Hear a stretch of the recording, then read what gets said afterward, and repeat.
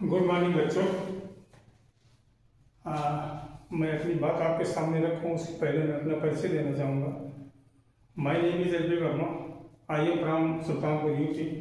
My qualification is MSc and I have done MSc in the year 1981 in zoology. After that, I was selected as an officer in regional rural bank, and I have served as a branch manager in different districts of Zalong, Mahova, Hamirpur, and Sitapur. Now I am retired. Since I am postgraduate in zoology, therefore I have decided to teach biology to the students of 11th and 12th standard students. बच्चे चूँकि मुझे retire हुए 44 वर्ष हो गया है। 44 साल की उम्र बहुत बड़ी उम्र होती है, इसमें बहुत कुछ आदमी को भूल जाता है।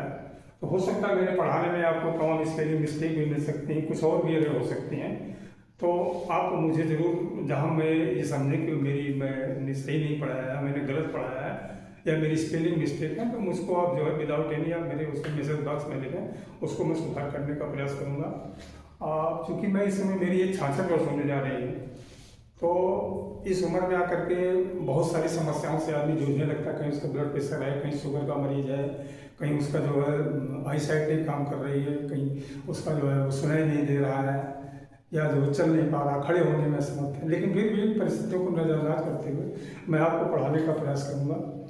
तो बगैर किसी देर के आइए हम शुरू करते हैं 11th बायोलॉजी का सबसे पहला चैप्टर, द लिविंग वर्ल्ड।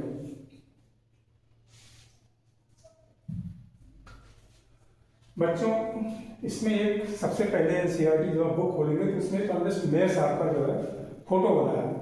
ये अर्नेस्ट मेयर साहब जो है, ये इनका जो है 100 से बहुत बड़ा नाम रहा। 100 मतलब कि 100 साल ही जिंदा रहे, सेंचुरी मारी उन्होंने। 1904 में पैदा हुए थे, 2004 में इनकी डेथ हो गई थी। और इनको जो है इनको 12th सेंचुरी का डार्विन भी कहा जाता है। और उस समय में जो सबसे 100 बड़े वैज्ञानिक थे उसमें इनका एक साइंटिस्ट ये भी गिने जाते थे। इनको 3 पुरस्कार मिले हुए थे। एक तो बाल्जन प्राइज था, दूसरा इंटरनेशनल प्राइज फॉर बायोलॉजी, और तीसरा क्रॉफोर्ड प्राइज था। 3 को ट्रिपल क्राउन ऑफ बायोलॉजी के नाम से भी जाना जाता है।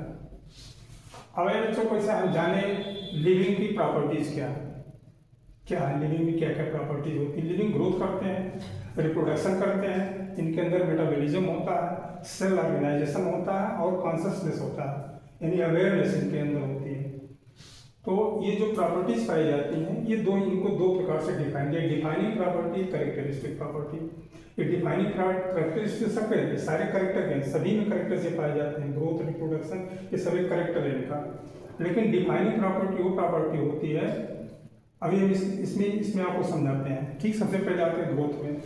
ग्रोथ क्या होता है? एक तो increase in mass and increase in number. कोई चीज़ जो मास में बढ़ती है और नंबर में भी बढ़ जाता है। तो जो अगर जैसे हमारे नॉन लिविंग है, नॉन लिविंग जो बढ़ते हैं उनकी ग्रोथ जो है हमेशा एक्सटर्नल ग्रोथ होती है, एक्सट्रिंसिक ग्रोथ कहलाती है, और जबकि लिविंग की इंट्रिंसिक ग्रोथ होती है। जैसे आप सपोज कर लो कि पहाड़ है, पहाड़ के ऊपर क्या हो, बर्फ गिरी हुई, ठीक, उसका साइज, बर्फ गिरी उसका साइज तो बढ़ता जा रहा है, उसका साइज बढ़ता जा रहा है। लेकिन धूप निकली और बर्फ जो वो हो गई तो नीचे आ गया, मतलब उसका साइज जो घट गया। तो वो ग्रोथ क्या हमारी, वो रिवर्सिबल नॉन लिविंग में। और जबकि हमारी जो लिविंग के अंदर होती है वो ग्रोथ जो इंट्रिंसिक ग्रोथ होती है, इंटरनल ग्रोथ होती है, वो इरिवर्सिबल होती है। ठीक, अगला देखिए, इसमें कोई एग्जाम्पल दिया है कि जो यूनिसेलुलर होती है, जो यूनिसेलुलर, जैसे एक एग्जाम्पल आप ले लीजिए अमीबा का। अमीबा क्या करता है? अमीबा के अंदर जो है एसेक्सुअल मोड से, उसमें कोई सेक्सुअल रिप्रोडक्शन नहीं करता। एसेक्सुअल मोड से एक अमीबा क्या होता है, यूनिसेलुलर होता है, आप जानते हैं। एक सेल उसकी 2 सेल में बढ़ जाती है। तो अमीबा एक प्रकार से अजर हमारा कभी जो खत्म नहीं होता, उसकी जो है बाइनरी फिशन एक प्रक्रिया होती है, मतलब 2 भागों में टूट जाता है, 2 अमीबा उसके जो बन जाते हैं। तो क्या कर रहा है, इंक्रीज इन नंबर कर रहा, और उसका दूसरा वो भी क्या है, रिप्रोडक्शन नहीं कर रहा। तो इन अमीबा के केस में क्या है कि ये एक्सटेंसिव एक जो है इंक्लूसिव इवेंट, उसमें आई, जिसमें उसका ग्रोथ भी कर रहा, मतलब ग्रोथ और जो है रिप्रोडक्शन को एक दूसरे का प्राइवेट चीज के लिए कर सकते हैं एज ए सिनोनिम्स। अच्छा, प्लांट्स जो है, प्लांट्स ग्रो करते हैं, प्लांट्स में जैसे आप जानते हैं मेरिस्टेम टिश्यू होता है, वो कंटिन्यूस ग्रो करता है, वो ग्रो ही करता रहता है। और जबकि लिविंग में क्या होता है, सर्टेन एज तक कि उसमें ग्रोथ होती है। तो ये हमने पढ़ाई दिया ग्रोथ एंड डिफ्यूज ग्रोथ। हम आ जाइए रिप्रोडक्शन में। रिप्रोडक्शन में फंजाई, देखिए ये जब हम रिप्रोडक्शन की बात करते हैं, रिप्रोडक्शन ज़्यादातर सेक्सुअल और एसेक्सुअल मैंने बताया ना, तो रिप्रोडक्शन एसेक्सुअल मोड से, फंजाई में क्या होता है एसेक्सुअल प्रोड्यूस स्पोर्स बनते हैं, जिससे वो जो है स्पोर निकलते हैं और वो जो है एक नया जो है फंजाई तैयार हो जाता है। प्लेनेरिया में टूबी जनरेशन होता है, फिलामेंटस एल्गी में फ्रेगमेंटेशन होता है, मतलब इस एल्गी को जितने टुकड़ों में आप जो कर देंगे वो उतने एल्गी तैयार होगा, इसमें प्रोटोन और मासेस भी है। और एनसीईआरटी कहती है कि रिप्रोडक्शन जो है एक करेक्टरिस्टिक प्रॉपर्टी है, डिफाइनिंग प्रॉपर्टी नहीं है। डिफाइनिंग प्रॉपर्टी का मतलब वो हुआ कि जो सारे लिविंग में होता हो, सारे लिविंग में होता हो, किसी भी नॉन लिविंग में न होता हो। अब क्या, उसने 3 एग्जाम्पल दे रखे हैं, एक स्पाइड वर्कर बीस को दे रखा, एक ह्यूमन कपूल को दे रखा, और तीसरा जो है ये म्यूल को दे रखा। ये जो बच्चे नहीं पैदा कर सकते हैं, ये रिप्रोडक्शन नहीं कर पाते हैं, ये भी क्या हमारी ये जो है ये करेक्टरिस्टिक फीचर है इसका, ये डिफाइनिंग फीचर जो है इसका नहीं है। अब स्पाइड वर्कर क्या होती है, ये जो है बीज होती है, मधुमक्खी जिसको बोलते हैं, सी कैन नॉट ले ईयर। और म्यूल शायद आप लोगों में से किसी को जानकारी हो सकता नहीं भी हो, म्यूल जो होता है ये मेल डंकी होता है और फीमेल हॉर्स होती है। इनके कोइटस से जो पैदा होता है वो म्यूल होता है। तो म्यूल क्या है, वो स्टेराइल होता है, ये रिप्रोड्यूस नहीं कर सकता, खच्चर नहीं पैदा कर सकता है। और तीसरा एग्जाम्पल उसने दिया है इनफर्टाइल ह्यूमन कपूल। बहुत से कपूल हैं अपने देश में, बहुत से कपूल हैं, पूरी दुनिया में बहुत सारे कपूल हैं ह्यूमन कपूल, जो जिनके बच्चे नहीं होते हैं। 3 का उसने एनसीईआरटी ने एग्जाम्पल दे रखा है, स्टेराइल वर्कर, ये 20 म्यूल और इनफर्टाइल ह्यूमन। ठीक, आइए मेटाबॉलिज्म में हमारी 2 प्रक्रियाएं होती हैं, एक तो एनाबॉलिज्म जब शरीर में कुछ कुछ बनता है, और कैटाबॉलिज्म जब शरीर में से वो चीज़ नष्ट होती है। एनाबॉलिज्म जैसे हमारे अंदर मान लो एटीपी है, एटीपी जब बनता है तो उसमें उसको हम एनाबॉलिज्म बोलते हैं, और जब एटीपी से जब एडीपी बन जाता है प्लस एनर्जी मिले तो वो कैटाबॉलिज्म कहलाता है। तो sum total of reaction in our body is shown by all living, जितने जीवित है सब में होता है। तो मेटाबॉलिज्म क्या हमारा हुआ है, फिर डिफाइनिंग फीचर हुआ। ठीक, सेल ऑर्गेनाइजेशन ये भी हमारा डिफाइनिंग प्रॉपर्टी है, क्योंकि ये सारे लिविंग में ही होता है, सारे लिविंग में होता है।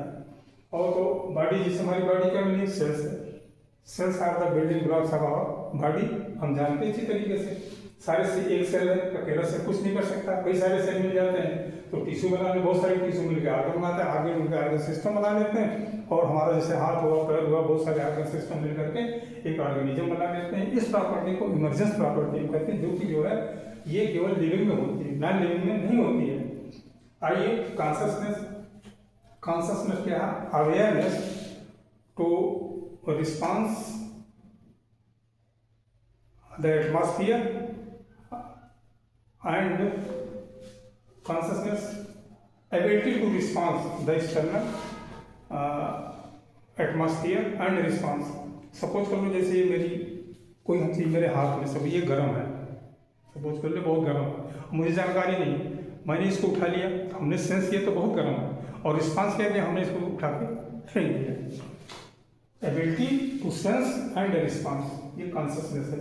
सेंस है जैसे फोटोपीरियड रिप्रोडक्शन, जैसे प्लांट्स है, एनिमल्स में सीजनल ब्रीडर होते हैं, जैसे कुत्ता है, कुत्तों का सीजन पर्टिकुलर सीजन होता है, ये मतलब फोटोपीरियड रिप्रोडक्शन जो आपने देखा होगा। जैसे फोटो जो पेड़ पौधे भी हैं उनका एक टाइम होता है, उस टाइम में ही अपना जो रिप्रोड्यूस करते हैं, और ये जो है ये भी मतलब उसको रिस्पॉन्स करते हैं। कोई चीज़ जो है ऊपर को जा रही है, वो लाइट की तरफ जा रही है, कुछ लाइट से आगे जा रही है, स्टेम है तो ऊपर की तरफ जा रहा है, रूट है नीचे की तरफ जा रही है, ये सब चीज क्या करते हैं, इनके अंदर कॉन्शसनेस होता है।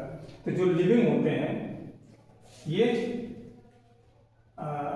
लिविंग की क्या है, ये डिफाइनिंग प्रॉपर्टी है कॉन्शसनेस लिविंग में।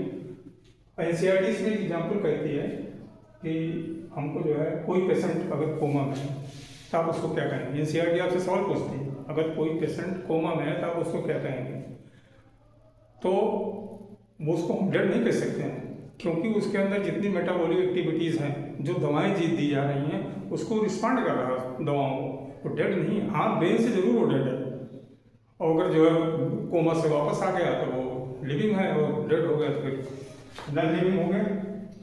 और सेल्फ कॉन्शियसनेस कह रहा है, अवेयर ऑफ हिमसेल्फ, ये केवल ह्यूमन बीइंग है, केवल अपन ही है, ठीक है, ये केवल अपन है, मैं नहीं कहता गलत है, ह्यूमन बीइंग। इतनी डिफाइनिंग प्रॉपर्टी है केवल ह्यूमन की है, consciousness, self consciousness, self organise, metabolism. इसमें देखिए कौन कौन होंगे कैरेक्टरिस्टिक फीचर तो सब है, लेकिन डिफाइनिंग कौन हमारा ग्रोथ नहीं है, ग्रोथ लिविंग नॉन लिविंग दोनों करते हैं। रिप्रोडक्शन भी इसमें 3 निजाम होंगे, स्ट्राइल वर्कर 20, और जो है म्यूल और इनफर्टाइल दोनों कपुल है, ये भी रिप्रोडक्शन नहीं कर पाते, ये भी हमारी क्या है, ये कैरेक्टरिस्टिक प्रॉपर्टी। मेटाबॉलिज्म जो है ये हमारा डिफाइनिंग प्रॉपर्टी है, सेल ऑर्गेनाइजेशन ये भी हमारा डिफाइनिंग प्रॉपर्टी है, और कॉन्शियसनेस ये भी हमारी डिफाइनिंग प्रॉपर्टी है।